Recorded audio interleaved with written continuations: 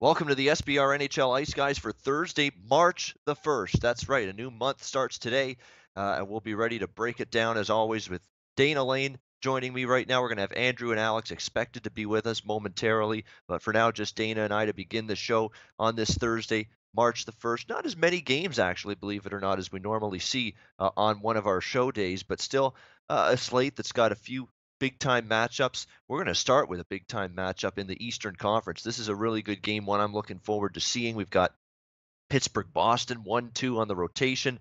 Boston minus 125 to minus 130 home favorites in this hockey game. The total is 6, shaded slightly to the under at minus 120 in this particular matchup. And the Pittsburgh Penguins, who had been, pretty much rolling through the NHL for a couple of weeks now, have suddenly hit a little bit of a speed bump. They've lost 2 straight games, 6-5 on the weekend against Florida, in a really entertaining game back and forth.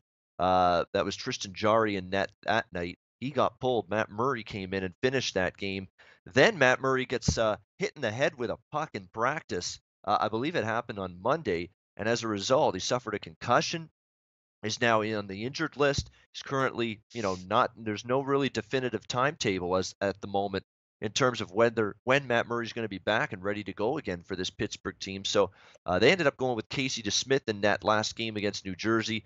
They had a pretty solid effort. They gave up a lot of shots, 38, a lot of chances, but end up on the short end of a 3-2 loss to the New Jersey Devils. So suddenly Pittsburgh's dropped 2 straight, which hasn't happened for a very long time. This team's been really flipped the switch, as I've talked about for weeks, and starting to look like that, rounding into playoff form. Maybe they're getting interested. Maybe they were a little disinterested early in the season. You're talking about the two-time defending champions that maybe in October and November playing focused, intense hockey night after night maybe is not a priority at that stage of the season, coming off another cup victory. But now we're starting to see signs of them really starting to play well. We know they've added to the offense even more with Derek Brassard at the trade deadline. Clearly, that New Jersey game shows it might take a game or two for some of these guys to gel, but Pittsburgh's probably going to be fine. I'm always interested in backing Pittsburgh, when they're off a couple of losses, and I certainly am here. I know Boston at home's very tough.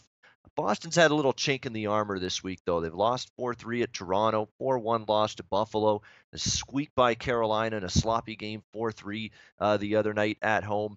Patrice Bergeron, of course, foot injury is a big-time deal for this hockey team the way he had been playing. He's going to be out at least another couple of weeks, or saying mid-March, in terms of Bergeron's status with this hockey team. And you look at Pittsburgh, why are they good? They avoid extended losing streaks like most elite teams. Pittsburgh, 19-5 last 24 tries after 2 or more consecutive losses. It's 19-5 on my side at a plus price is enough to get me there with the Pittsburgh Penguins here tonight. A decent bounce back situation. I don't love going against Boston for as good as they've been, but this has not been a great week by any stretch for Boston. They've played a lot of games. They've had a lot of travel. The West Coast travel, Toronto game, Buffalo on the weekend, Carolina game that went to overtime. They extended themselves there. No Bergeron. Pittsburgh, I think, has this game circled now, 2 straight losses. You get Pittsburgh plus 110. Actually, plus 110's out there. That's even better. From a totals perspective, 7-0 to the over. We know Pittsburgh's been an over machine. They finally stayed under the number last game against New Jersey. 7-0 to the over in the last 7 head-to-head meetings between the Bruins and Penguins. I don't know what it is about these two teams, what they bring out in one another, but what they brought out in one another is one high-scoring game after another, including earlier this season, which was a 6-5 game, which Pittsburgh was victorious in the previous meeting between these two teams. So for that, and it's 6 with plus 100, plus 105 to boot. In this hockey game. So I got no problem as well jumping in on the over. We talk about Pittsburgh here in this spot. That they've been, just absolutely lighting up the scoreboard as of late. Don't be fooled by the 2 goals they got held down to against New Jersey. They peppered the New Jersey net with shots, could have easily had more. It was just one of those nights. The finish just wasn't quite where it usually is for Pittsburgh around the front of the net. That might change tonight. So for me, I'm going to look Pittsburgh and over the total in this game. Dana Lane, Pittsburgh, Boston. It's a great matchup. Looking forward to it. What do you see happening here tonight in Beantown? Well, Ian, it's funny. I mean, the last 7 meetings have gone to the over, but if you look at the last 18 meetings in Boston, it's 11-5-2 to the under. I'm not smart enough Yep. to figure that out. That's just a trend that popped up for sure. But from a Bruins standpoint, we're certainly going to see what the Bruins are made of against the Penguins, who I continuously have on the top of my power ranking. I still think that when push comes to shove, that they're going to be the team to beat in the East. In fact, as time goes on, I think they're starting to separate themselves. And there's a lot of teams in the East that certainly can't compete. And Boston's one, and Philadelphia, and I think Columbus, if they right the ship, certainly can as well. But the fact of the matter is, there's this extra grit and pedigree that you get with the Penguins, which is the reason why that I have them at number one as the number one team to beat moving into the postseason. But yeah, first things first for the Bruins. I mean, they scored 4 goals against the Carolina Hurricanes, but the fact is that, as you mentioned, that Bergeron is out of the lineup, which is absolutely huge. I've said this a million times, that it's the second game where you start to feel the loss of a major, or the effect of a major loss, which Bergeron certainly is. And having Riley Nash as your number one center, even though he's played extremely well, is a heck of a lot different than what you would have with Bergeron centering that Pasternak and Marchand line. So, for me, that's where it starts. And we know that there's always a trickle down effect. That's why, the higher up in your lines, the worse it is, because it really affects everybody behind them. And certainly with the Bergeron loss, that affects everybody down to their fourth line. I mean, David Krejci being their second line center, he's a nice player, but it just, at times, I don't think he's a guy that can give you big second line minutes, and certainly he's not going to give you what you're looking for offensively. He's so off and on, and so out of your second line, if I'm getting a center and a line that's kind of off and on, that to me is spells inconsistency. And then you got Tommy Wingles now on your third line that's still trying to figure things out as well. So there's a lot of, like I like to say, a lot of moving parts with the Boston Bruins. I just need more production, or I need to feel like I'm going to get more production from that Boston Bruins second line. I don't think I'm going to get that. I think Boston's going to be pretty discombobulated offensively, and I think Rask will at least hold the Pens at bay enough to get this game to squeak under the 6. All right, under 6 for Dana, Pittsburgh, and Boston. Yeah, I mean, the Bruins, to me, uh, Bergeron's always a big loss, always is. There's never a time when you're without a Patrice Bergeron on this team and you say, wow, we can really still not bat an eyelash without him. That's never going to be happen. But especially, lately, if you've been watching Boston play regularly lately, you've seen just how good Patrice Bergeron's been offensively. He's always been good defensive forward. Obviously wins big time faceoffs and key moments and big spots for you. That's now all of a sudden gone from this Bruins team, and coping with it's going to be tough. I mean, I don't know, that was not a very impressive game the other night, even though they won against Carolina in overtime. I mean, and they feasted really on Scott Darling in that game, and we know how he's been. He's been just horrible, really. In terms of qualified goaltenders, I mean, in terms of save percentage and all those stats, he's right near the bottom. So, kudos to Boston. They took advantage of Scott Darling, but going to be a little bit more difficult tonight. We'll see how they do against Pittsburgh. And again, you get Pittsburgh off 2 straight losses. You should get whatever Pittsburgh's best punch, best effort is tonight. Probably we'll see it in this game. Andrew, what do you see here with the Penguins and Bruins? This game's on your card as well. One of the better games on this Thursday night slate. What do you see happening? Yeah, good morning, guys. And I would say this was not really my favorite Thursday card we've had in the past couple of weeks. So it was a little bit different taking a look and breaking down the card. But yeah, looking at this game, like you mentioned, back-to-back losses for this Penguins team. And you know what? I think it is definitely tough and seeing Matt Murray go down so many times, guys. And I do think it's tough. He's getting that reputation of being injury prone. It's just the way it is. Obviously, a concussion. You can't really knock a guy down for that. But in my eyes, guys, it's one of those opportunities, another chance for someone to step up and kind of prove that the Penguins have that depth that they've been known to have, and it's made them that much more successful. So for me, I'm seeing so many stats that really align for both teams to be successful tonight. And when I see that, even with Bergeron out and players like that, for me, it leans towards the over. And I'm seeing the Penguins right now 5-0 in the last 5 games and playing on 1 day's rest. They're 4-1 in their last 5 games on Thursdays. But more importantly, they're 4-1 in their last 5 versus Atlantic. And funny enough, the Bruins are also 5-0 in the last 5 versus Metropolitan. So for me, I really like what Dana was saying, about that second line production and stuff like that.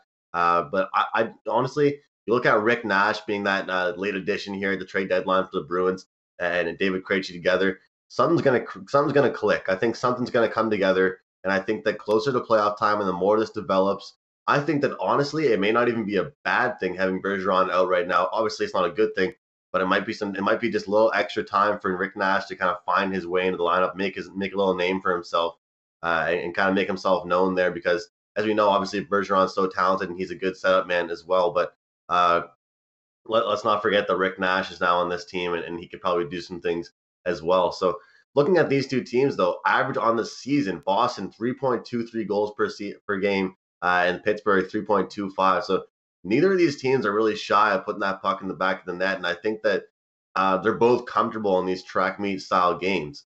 The only thing I am kind of uncomfortable with, like I mentioned before, is that Matt Murray is not that starter, and as good as Jari has been and DeSmith has been, I'm not really comfortable against Tuukka Rask. I mean, Rask is the man. He's a good goalie. He's their starter, and he's someone that they rely on heavily, and they will continue to rely on. So that's the only thing that really makes me concerned. But looking at these stats here, the total's gone over in 5 of Boston's last 5 games, and playing in Pittsburgh, the total's gone over in 7 of Boston's last 10 games overall.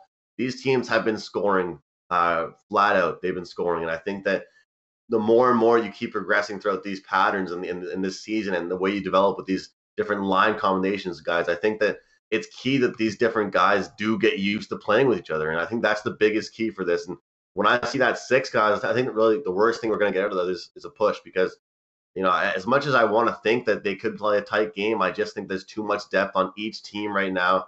And looking at that top line, Marchand, Riley Nash, and David Pastrnak, I think that those 3 guys together could light the lamp. Something has to spark. Something will happen. I think it'll be a battle between these 2 teams, top lines. And, I always say this, and I know I sound biased. Everyone thinks I'm biased because I'm an East Coaster, but I think that really whoever you put Sidney Crosby on a line with, he's going to make them better. And I think that everyone can probably agree on that a little bit.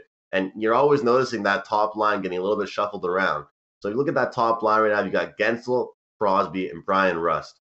But doing that, you leave such room on the other lines, on the second and third line, to have those other players. So what I'm always saying about this Pittsburgh Penguins team, guys, is that they're not going to just kill you from one line. They're going to kill you all the way down their lineup.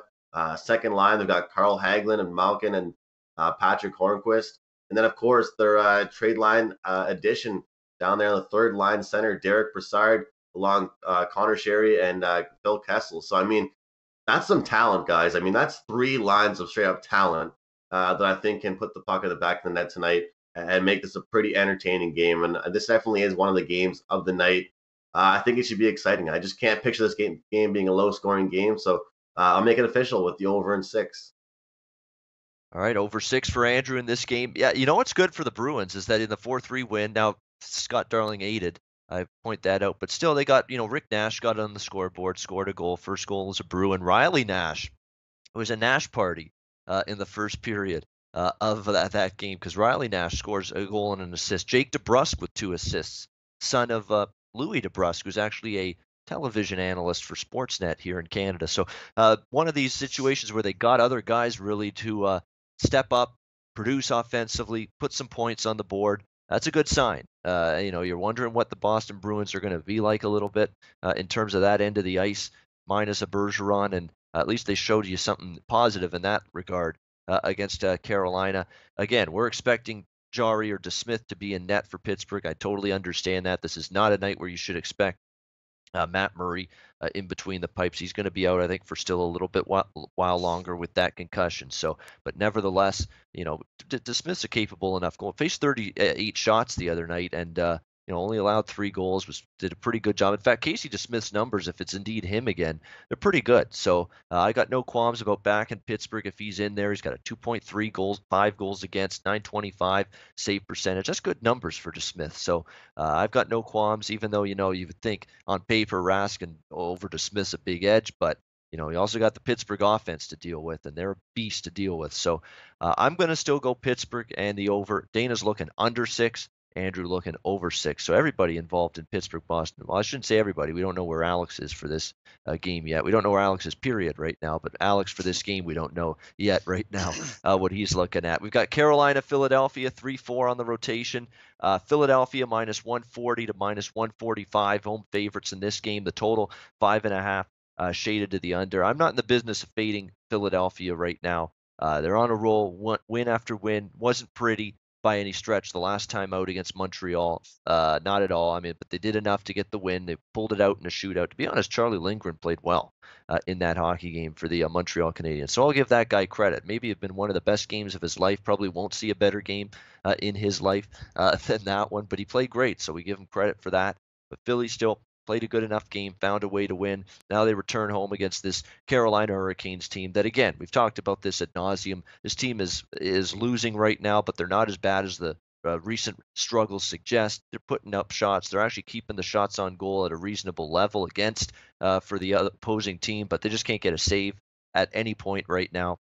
Doesn't matter if it's Cam Ward and it's even worse actually when it's Scott Darling. That's a problem for Carolina. The peripherals are not bad, all of that stuff. But when you're not getting consistent, reliable, even average goaltending on a lot of nights, you're not going to win. Period. End of story. And we've seen that repeatedly from Carolina. So now we've actually seen this price dip a little bit. It was minus 160. It's all the way down now pretty much to minus 140 to minus 145 in this game. So you can get decent price now here on this Philadelphia side.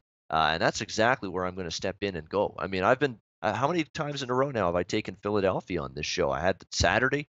The other night I had a bet against them or bet on them against Montreal. I'm going to just stick with it here. It's working. They're playing well. And then all of this, too, without Wayne Simmons. And how can you go against this team right now with Peter Mrazek? Peter Mrazek has won every single start as a Philadelphia Flyer since that trade. So he's been terrific. He hasn't taken any time to get comfortable with his new team and his new surroundings and his new defenseman. You would think sometimes communication, goalie to defenseman, might take some time and it might be a little bit of a adjustment period there. Has not happened, though. So you give him credit. He has played really good in net for this Philadelphia team since they got him. He has been excellent, actually. You wonder if Peter Mrazek getting out of Detroit, actually, and on now a playoff contender, gives him a little boost, too, a little adrenaline boost. You're a little more focused. You bring a little more pep in your step to the rink every single day. Definitely think you're seeing that with Peter Mrazek now since he's joined the Flyers. The rookie, we've got to talk about him, Nolan Patrick, because he's playing his best hockey of the season right now after a slow start. He's been a big catalyst. He's really picked up the slack in Wayne Simmons' absence. Jake Voracek has been pretty good during this stretch. They're just getting a bunch of good contributions. Sean Couturier's had a fantastic season. So there's a lot to like with the Flyers. Defensively, there's times where their back end pairing on defense can be exposed a little bit. It's not sturdiest by any stretch, but that's why you have Mrazek back there. And even in times where the Flyers have been caught, not being able to clear pucks out of their own zone, Mrazek's been there to make the save and bail them out. So, it's really ride the hot, fade the cold. And I like those type of games in the NHL, and that's really what we've got here. So I'm going to go ahead with Philly. I'll lay the minus 140. You can get that at 5 dimes right now. Best price available looks to be at 5 dimes with the Flyers at minus 140. I got no problems laying less than my cutoff point of minus 150 with the surging Philadelphia Flyers right now against Carolina. We've got actually, you know what? Andrew, is that one of your games? I believe it is. Not this Philadelphia game, Nope. but I was just going to say to you guys, I mean, it's kind of a shorter slate, so we can kind of talk a little bit more about these games. Yeah, if you got something, go. As far as pricing goes, I was just going to ask you guys what you really thought about that, because I mean, I understand Carolina's not this crazy struggling team, but the way Philadelphia has been looking, I mean, even against that in that Montreal game, obviously it was no standout game, but right now Peter Mrazek's playing excellent hockey. He's looking like a beast. He's looking like a brick wall. So do you guys think that minus 135 opening line's pretty accurate tonight? I mean, I think that Philadelphia is quite rolling right now. Yeah, Dana, go ahead. Oh, well, for me, listen, man, I've said this a million times. These guys aren't watching these games. I mean, that's a fact. And, I think that's right around where it probably should be. What what isn't right around where it should be. And I know sometimes I always hear people say, and you guys have heard me say this a million times, when an NFL line or a college basketball line comes out and you kind of scratch your head a little bit and you kind of say, well, geez, why is that? And maybe that sways your opinion a little bit. But the Boston Bruins have been overpriced for 2 seasons now. There's no way, even if they're playing at home, that they should be $1.20 over the Pittsburgh Penguins without Patrice Bergeron. But here we are. They're $1.25 in some spots. I mean, yeah, the Bruins have been playing well, but if you've been actually watching the sport, there is no way the Bruins either would be a minus $1.10, a pick 'em, a maybe 15, but not 25. That's too high of a price. These guys just they don't watch, and the Bruins have been overpriced forever. I thought the Blackhawks have been overpriced for a long time too. There you go. Perfect Because examples. because Dana has mentioned that to us before about how they don't care, and Ian and I noticed that huge, like in a massive way, this past summer with the CFL lines. Dana, Vegas would come out with a line on a Tuesday afternoon, and all of a sudden it's Wednesday or Thursday, and there's a completely different line. And the more I think about that, and the more I look at these, especially I notice after the trade deadline, guys, if that makes any sense, when the odds makers all of a sudden are just throwing such favorite numbers at teams, or quite the opposite, actually. I mean, I'm not saying it. Philadelphia's going to go out and pummel Carolina tonight, but I just think that that minus 135 line, that if you wake up and see that line, you got Philadelphia the way that they're looking, and Peter Mrazek the way he's playing. For me, I think that's kind of like a no question. You might want to take a look at it. Well, I'll give you another example. I'll give you another example, guys. I mean, San Jose, $1.55. I know it's higher in some spots, but it looks to be in the 50s for the most part. I do see some 60s over Chicago. I mean, honestly, San Jose is twice the team that Chicago is right now, and they're at home. This isn't 2 years ago where they couldn't win a game at the SAP Center. This is a San Jose Sharks team that probably will be there in the end, but yet they're only $1.50 over a Chicago Blackhawk team that most likely won't be in the postseason. They're just not. They're not watching. They're afraid to overprice because they don't want to get caught on one side or the other. But honestly, you can go up and down a card on most nights and point to 3 games and kind of scratch your head. And really, you got to get out of that mode that like you do with point spreads, because again, you got to take what they're giving you, not think that they're trying to push you in a certain direction like we tend to do when we look at football lines. For me, I mean, Boston is, and I understand, Ian, like you're saying with Pittsburgh, you're going to take the $1.11, and why wouldn't you? I mean, this is a Bruins team that once again is completely overpriced. Their best player is out. The engine that makes this team go is out, but yet they're still $1.25 over the best team in hockey. I don't think so. Yeah, and not only that, but you got Pittsburgh in what I think is a focus spot. This is a Boston team they know is good, that has played well. They're off 2 losses, Pittsburgh, that they want to stop that quickly. And the 14, what is it? What was that great stat? Yeah, 19-5, last 24 games when Pittsburgh's off 2 or more losses. Yeah, that tells you all you need to know. That's why Pittsburgh's been a 2-time defending Stanley Cup champ. They want to nip these losing streaks in the bud. They don't like it. It doesn't sit well in the room when you lose a couple games in a row. That's why they're a good hockey team. These odds makers, guys, are trying to tell you that there is a bigger difference between Carolina and Philadelphia than there is Boston-Pittsburgh.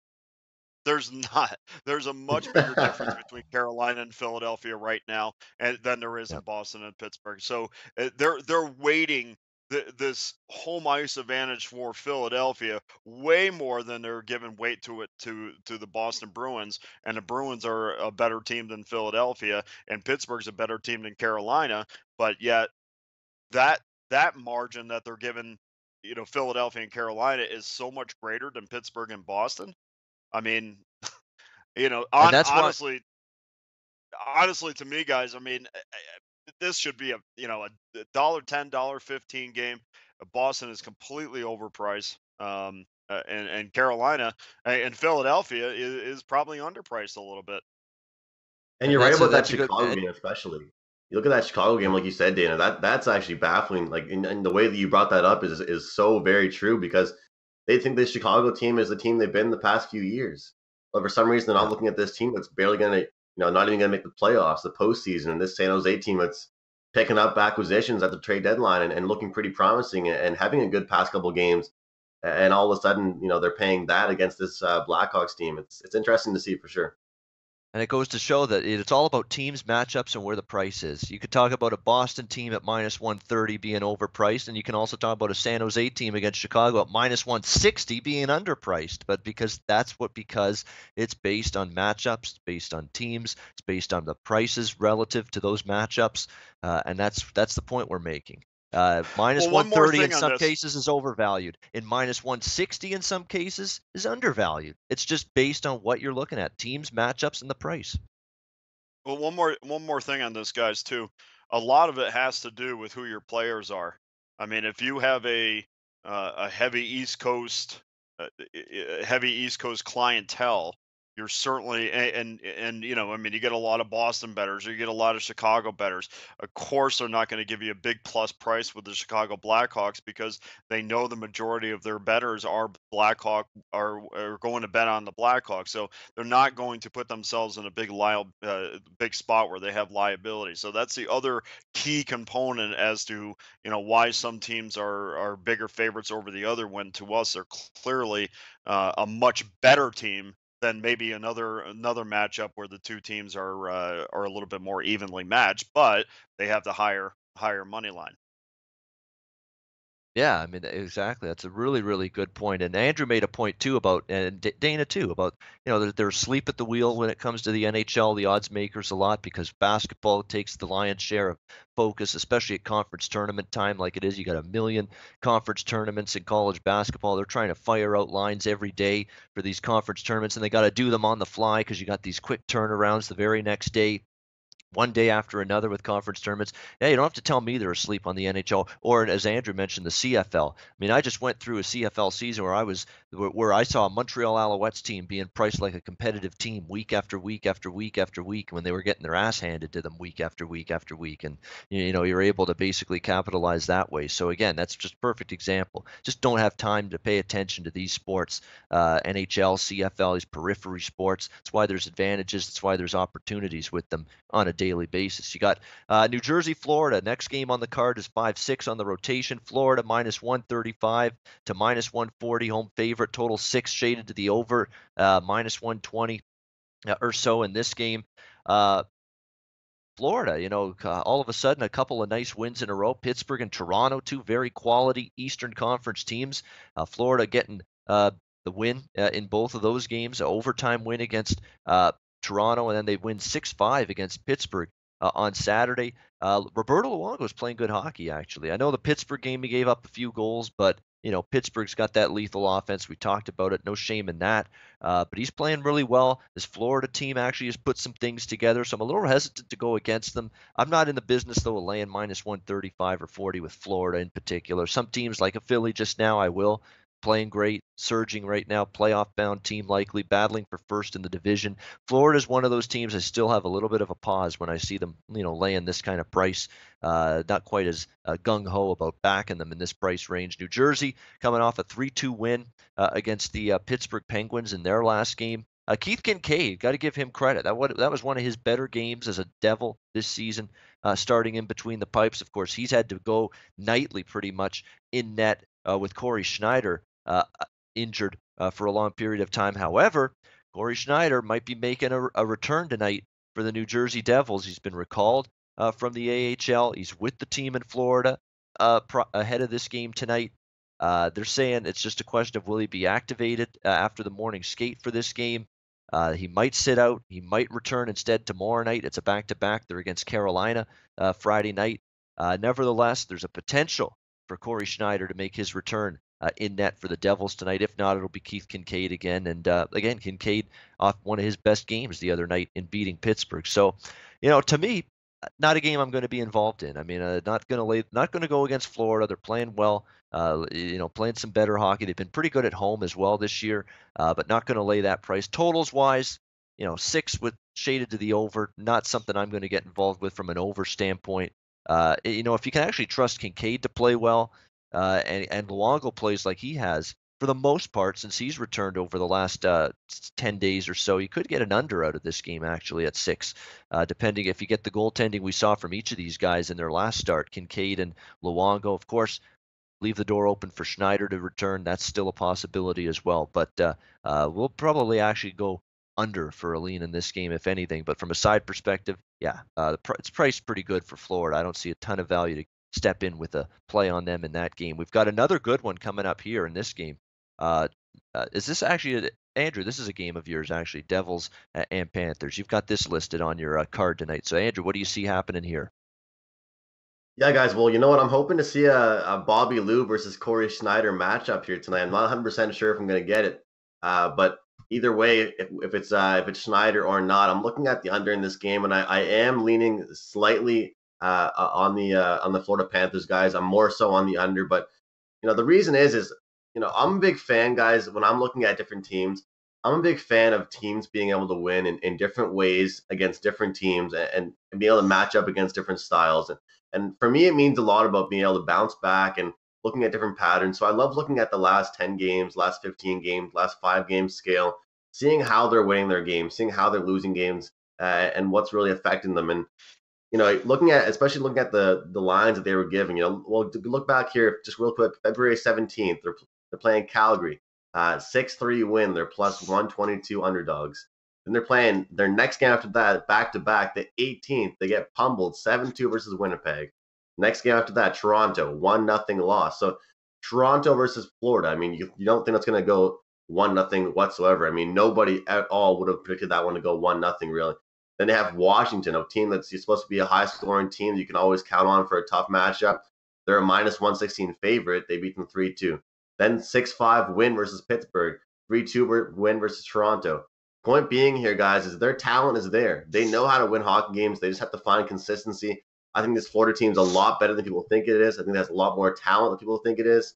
And I think the matchup against this New Jersey Devils team right now, even though the price is kind of steep, and I know we just talked about that for a few minutes about different prices and where we think they should be, but with this team right now at home, 5-1 in their last 6 home games, they're 4-1 in their last 5 games following a win, and more importantly, 6-1 in their last 7 versus an Eastern Conference. I think the stats line up right now for them. And looking at this Devils team, they're 1-6 in their last 7 meetings against Florida. It's not looking too good for them in the history. The under is 4-1-1 in the last 6 meetings, and I truly do think, like you mentioned, Ian, in the pattern right now, I think the way it's going to go for Florida right now is the under, and I think that Bobby Lou will probably have a good performance tonight. I think that New Jersey right now, the way that they play, guys, I've noticed when I watch their game tape, when I watch even their highlights, what I notice in them, they don't get too many good. They're not one of those gritty teams that's banging pucks in from the doorstep. They're not one of those teams that's getting traffic in front of the net, that has players, bumping the goalie and, those kind of annoying, pesky players, kind of like Brad Marchand, kind of like Brendan Gallagher. They just have way too many flutter pucks from the outside, from the side of the net. And I think that does work in the favor of the Florida Panthers. A lot of the time, guys, I have not really been a fan of this Florida Panthers defense, but one thing I'll give them credit for now, guys, and we'll notice it tonight. They're doing a great job of getting the puck out of their own end very, very fast. I mean, they're leaving it all up to the forwards. They're not spending any time in their own end. They're not trying to hold the puck, be too fancy, be too cute with the puck. They're taking care of things on their own and getting it up to their talented forwards. So I think that, in this matchup, in this home matchup, the history we've seen, New Jersey right now, 1-6 straight up in their last 7 games playing Florida. Florida, like we mentioned, I think the matchup just works in favor of Florida right now. The talent that they have on their team right now, the top 2 lines of this team, they're just they're one of those things right now, guys, where I understand they're kind of the bulk of this team, but there's too much talent. There's not one guy you can really pick out, but there's too much talent right now on this Florida team, and I get it. The price is steep, guys, but I'm looking at that money line for Florida and the under in this game. Yeah, and a big win against Pittsburgh the other night, so you wonder, is New Jersey going to have that, game face on again for a second straight game? Florida playing like they want to make the playoffs. They're playing desperate, and you can tell we watch hockey because we're all probably one of the few people that realize that the one issue Florida might have going forward is an injury to Dennis Malgin. And Dennis Malgin's not going to move the needle for anybody. But if anybody actually sees the Florida Panthers, watches, and has a clue what's going on here, they'll see that Dennis Mulligan's been a big impact for the Florida Panthers this season, and not having him might hurt that team a little bit. It's a guy that, has played pretty well this season. He's got 10 goals, 8 assists. He's a fast skater. He's going to be out now for several weeks, so that's going to move the deck chairs a little bit with that Florida team in terms of their top six. You can't say enough about the top line in particular. They were great again against Toronto. Evgeny Dadonov's been amazing lately. Barkov, of course, all season's been good. Bukestad's been pretty solid. Huberdeau is starting to come along. You get a guy like Jared McCann scoring an overtime winner for you the other night. So there's some guys stepping up right now for the Florida Panthers, which is good to see. Back end, Mike Matheson's been a pleasant surprise for them. I think he's played pretty well. Yandel and Ekblad, their top pair, pretty good. And Luongo back in net, 4-1 since he's been back. So team playing well, and Florida 10-3 since the All-Star break. So there's no doubt they're making this push.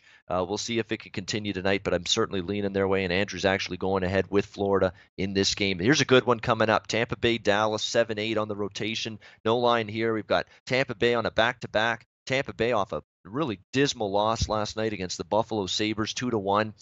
Chad Johnson does them in, and they feel the effects of no Nikita Kucherov. Did not play last night.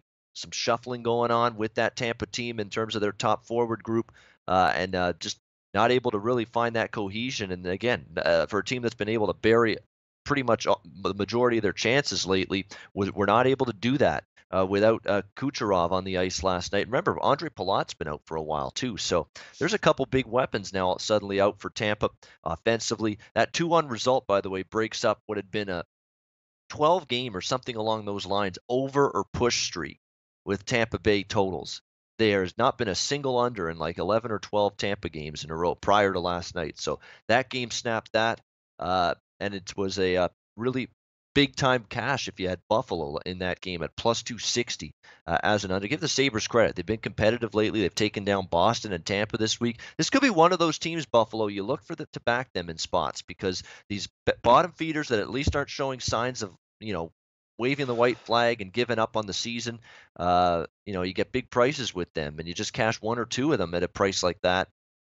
It goes a long way in the long term to build the profits in your bankroll. So keep an eye on that Buffalo team, but good win for them. Tampa in bounce back mode here on the second night of back-to-backs here, going against this Dallas team. They're, as I said, look at this top six forwards. You've got Adam Ern, Tyler Johnson, JT Miller being experimented on the second line, Killorn with Point and Stamkos on the top line. So there's a lot of differences and blender work being done by John Cooper trying to find a fit here in the absence of Nikita Kucherov here for this Tampa Bay team. They take the road, face the Dallas Stars, who nice win for them the other night against the Calgary Flames. Ben Bishop, fantastic. Got back on the beam after some struggles lately, able to take care of business against Calgary. Much needed win for this Dallas team.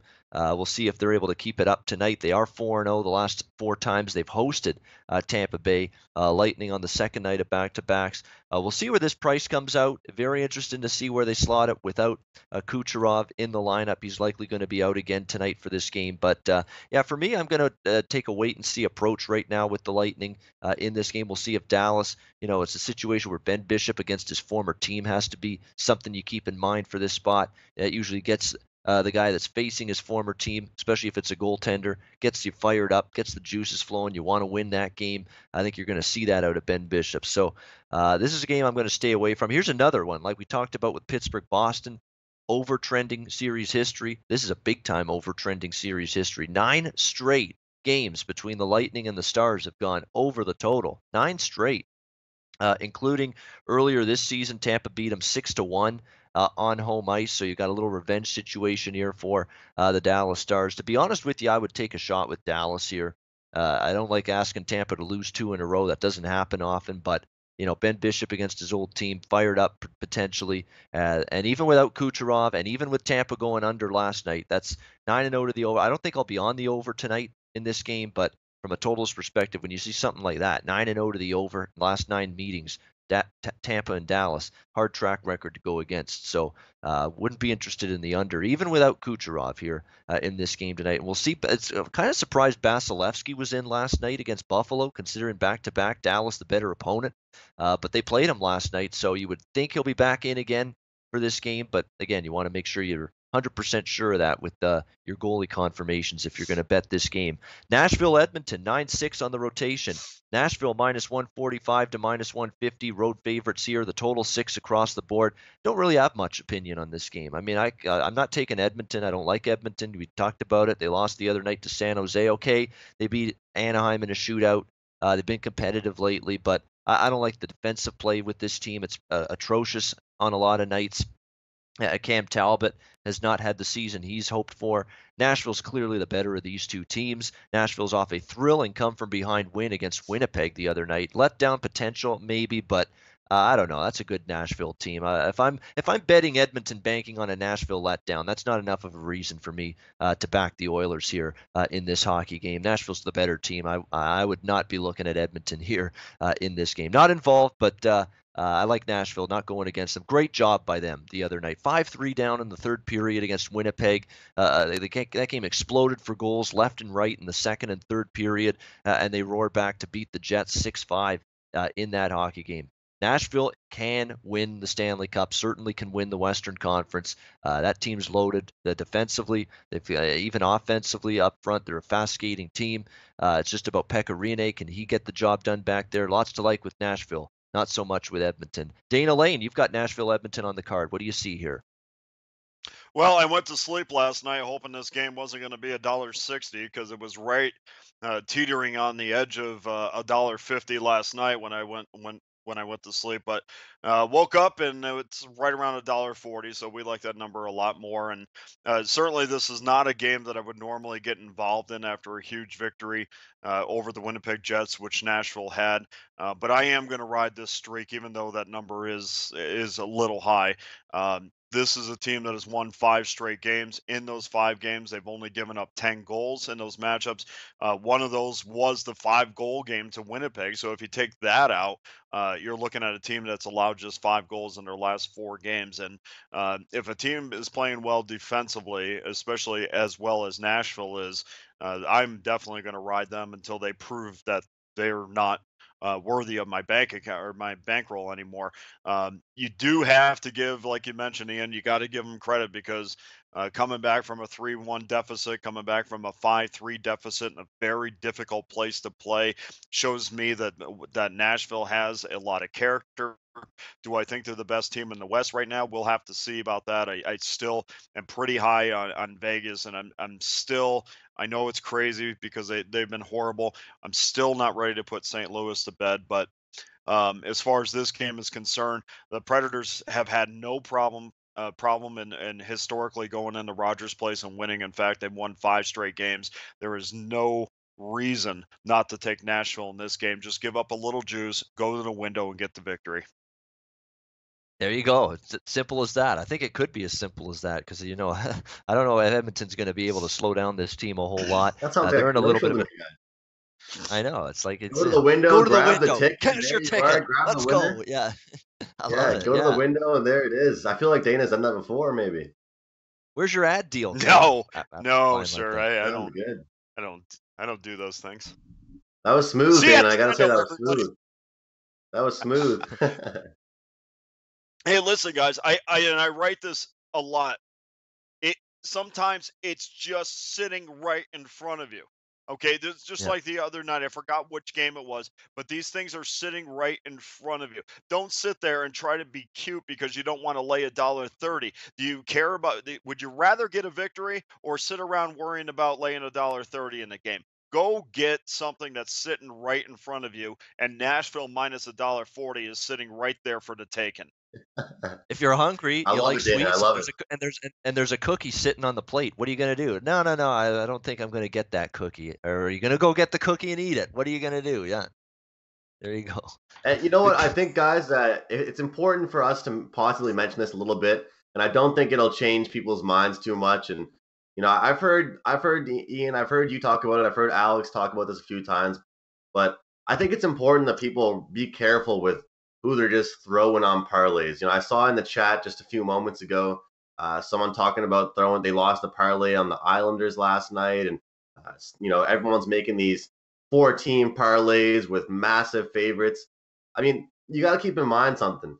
When Dana says that, he's talking about a select game that he likes in that Nashville game. It's not like every team that's paying that minus 140, minus 150, minus 160 is that lock of the night. That's what's really tiresome, because look, I'm not going to sit here and tell anybody to never take a parlay in their life. I'm not going to sit here and say that, but the fact is, you can't have your parlay being your most kind of like exciting bet of the night. You can't really have that. You got to have your stationary single bets where you've broken down the games and looked at it and really understood. You can't just look at these high favorites, because like we mentioned earlier on in the show, guys, sometimes teams are overpriced, sometimes they're underpriced. And like these guys are saying right now, sometimes it's just they're staring at you right in the friggin' face, and all you got to do, like Gabriel Morency always says, Ian, and I love when he says this. He goes, "I can't click the button for you." He's like, "I'm giving you the information. I can't click the button for you." But again, it's not always like that. That's what I'm saying. So we have to really be careful with that, because it really bothers me, Dana, and I hate seeing it on Twitter, especially when people had this great night and they went like 4 for 5 on their parlay, and it could have been a great night if they had singular bets. But all of a sudden, the New York Islanders had one bad game against the Habs, and they're losing their parlay. So I think it's important for us to mention that. I understand, this isn't exactly what this show is about, but I think it's definitely important that we kind of notch that on, because while you are line shopping and look at those lines and the odds that we're getting, it's important to realize that not every massive favorite's going to come out with a win every night. So. Yeah, I know it was against Montreal, but I'd find better things to do with my money than put New York Islanders in a parlay, but that's just me. We've got Minnesota, Arizona, 11-12 on the rotation. Minnesota minus 165, minus 170, total 5.5 shaded to the under. I'm going to be brief here. There's nothing much to say. Minnesota's a better team. They're starting to finally win on the road. They're on a winning streak going into this game. They just slapped the heck out of the St. Louis Blues the other night, 8-3. They're rolling right now, playing good hockey. Arizona lost to Vancouver at home the other night. I know they've been capable, more competitive, more scrappy lately, but Minnesota's a better team. I want no part of this dog. Totals-wise, going to stay out of it because Minnesota's offense is rolling right now. So for me, clear pass, but Minnesota probably should win that game. Chicago, San Jose, 13-14. San Jose minus 160, total 5.5. Pretty much, well, there's some 5.5, some 6s as well, shaded to the under, minus 130. So make sure you look at sbrodds.com for the latest there. Again, I don't have much here. There's no way I take Chicago in this game. San Jose or pass for me. San Jose's off a home win against Edmonton. To actually, believe it or not, a situation where San Jose lost, I believe, just recently in Chicago. So this is actually even a spot here where I think San Jose could even be a little bit more focused than normal. They lost just recently on a second night of back-to-back on the road at the United Center against this Chicago Blackhawks team. So I think you're going to get San Jose, back home. They had a nice convincing win, 5-2 against Edmonton the other night. Should take care of business. If minus 160 is not much of an impost for you, you can go ahead and lay it. I know from a side perspective, for me in that game, it is Sharks or nothing. Let's wrap it up with Columbus, LA, 15-16, last game, and one of the better games. I'm looking forward to this. LA minus 140. Total 5, shaded to the over. And speaking of Morency, Andrew brought him up. I mentioned this game on his show last night. Very interesting game because you got two teams playing well. Columbus has righted the ship. They're starting to play some better hockey as of late. LA off 2 of their biggest wins of the season, and probably one wins that they're ecstatic about. Not many teams can say they've beaten Vegas, let alone beat them twice in consecutive games. LA able to do that this week. They're flying high. They got their confidence back. Dion Phaneuf's even played well for them defensively.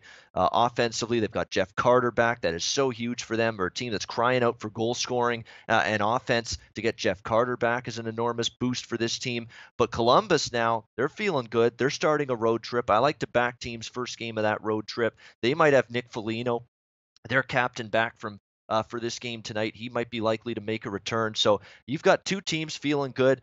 Two teams, though. LA's a little bit more of a concern for me here, though, because they're off 2 huge divisional wins against Vegas. Is this a little bit of a flat spot? You're now going outside of the conference here, taking on this Columbus team. I'm actually leaning a little bit Columbus. Problem is, price has come down a little bit already. You could have gotten plus 135 on Columbus. Now it's down to 115, 120. So there is some Columbus money coming in, but a lean Jackets. But I'll give LA credit. That's 2 great wins. I'll give them a chance to show me they can win again for a 3rd straight time. It's a good game on the card tonight. Dana, Columbus, LA for you. What do you got? Like you mentioned, it's a great spot for Columbus in here. No matter what price you're getting at a plus price, the Kings had 2 huge wins against Vegas, and they're feeling great about themselves. And now they play an opponent that it's a non-division, a non-conference team. So I can't imagine they're going to be in the same frame of mind that they were against the Golden Knights. If they do, that's great. But if you're going to give me a plus price with a pretty good Columbus team that's starting to put their head above water again, I'm more than willing to take advantage of that. If you watch the Jackets over the last month or so, their shots on goal per game have gone up. They've averaged 38 shots per game in February. That really hasn't equated to a lot of wins for sure, but they do carry the puck pretty well. The only thing that I would say about Columbus is they just need to get more greasy goals. They need to be tougher in front of the net, and if they can do that, I think they'll get right back to where they have been for most of the season. We might be all, like you mentioned, they beat Washington and Chicago. They beat them by a combined score of 8-3. So I think you might be might be seeing a little bit of a run out of Columbus. And again, handicapping and wagering is about identifying teams that might go on a run, and then you ride that streak. And I think this is a really good spot for the Blue Jackets here. I love the Dubois and Panarin and Atkinson line in their last. Since the overtime loss to the Philadelphia Flyers, that line has averaged a point a game, so you could kind of chalk that up tonight as well. I love the Jackets, even though you're getting $1.20 now. Not quite what you were even to start the show at $1.25. All right, Columbus for Dana Lane. Yeah, that's definitely a way I was leaning in this hockey game because I think Columbus is a little bit of a more advantageous spot for them. They've won 2 straight games, so it's not a terrible situation. I don't like Josh Anderson being out for this team. That's a big loss, but they get Nick Foligno, the captain, back tonight, so that should keep everybody in a good frame of mind if he's able to return to the lineup. And you just worry. I watched those 2 Vegas games against LA because they were so good, both games. Taxing games, emotional games, intense games, chippy. Lots of physicality in those games. Lots of bad blood starting to develop. I love it. Golden Knights and Kings. That's going to be a great rivalry for years to come. Could be a little bit of a, just a exhale and just, you're flat. You're off 2 huge, big time intense games like that. I've seen it before. You could be flat. And that for me with a Columbus team that's playing well going in could make the Jackets a live dog tonight at a plus price. All right, it's best bets time. To wrap up this Thursday show for March the 1st, let's start with you, Andrew. Your best bet for tonight. Yeah, I'm gonna kind of just go off a play here that I just been kind of looking at over the past little while, and wasn't really one I talked about to a big extent. But the Philadelphia Flyers, guys, honestly, I think it's one of those things. It's the same thing a couple days ago when I faded the St. Louis Blues before they broke their losing streak. I think that sometimes you just gotta roll with it. And like you guys mentioned, you kind of just got to go with what you see in front of you. And I think that right now, this Hurricanes team, 0-6 in their last 6 overall. More importantly to me, they're 0-7 in their last 7 versus the Metropolitan Division, and 1-4 in the last 5 road games. Look, this Flyers team, 7-0 in the last 7 versus a team with a losing record. Flyers 6-0 in the last 6 versus the Eastern Conference. But guys, I understand Peter Mrazek is not going to be this legendary guy right now coming in the trade deadline and all of a sudden put the cape on and take this Flyers team to an Eastern Conference championship. I understand that, but for right now, for the price we're getting, $1.36 at Pinnacle, are you joking me right now? I'll take that happily, and I wouldn't advise anyone otherwise. I think this is a solid play, and if you're going to get this number right now, and we're seeing these 2 opposite ends of bad trends and bad streaks, I'll go with the Philadelphia Flyers money line, guys. All right, Philly for Andrew. Dana, best bet. Predators 44-19 against the Western Conference. They're 30-11 in the last 41 meetings against the Edmonton Oilers, including 5 straight in Edmonton. There's no reason not to lay the little extra juice. You're going to get the win with the Predators tonight. All right, Nashville for Dana. For me, we're going to start with the top of the card. Play stuck out to me right from last night. Still does. We're going to go Pittsburgh Penguins plus 110. We're going to rely on the Pittsburgh Penguins to keep a 19-5 run going off 2 straight losses. That's been great. They just avoid 3-game losing streaks like the plague. You should get a focused A game from them tonight off 2 losses. Even without Matt Murray, I like the play.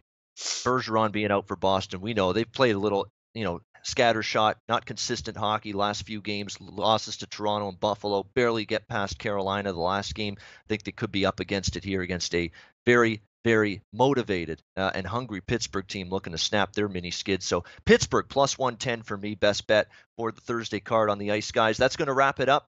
Thanks to everyone for tuning in. 115 viewers. We appreciate it. We'll be back Saturday for another edition of the NHL Ice Guys. It's March. I know it's college basketball season, but don't you forget the Ice Guys. Don't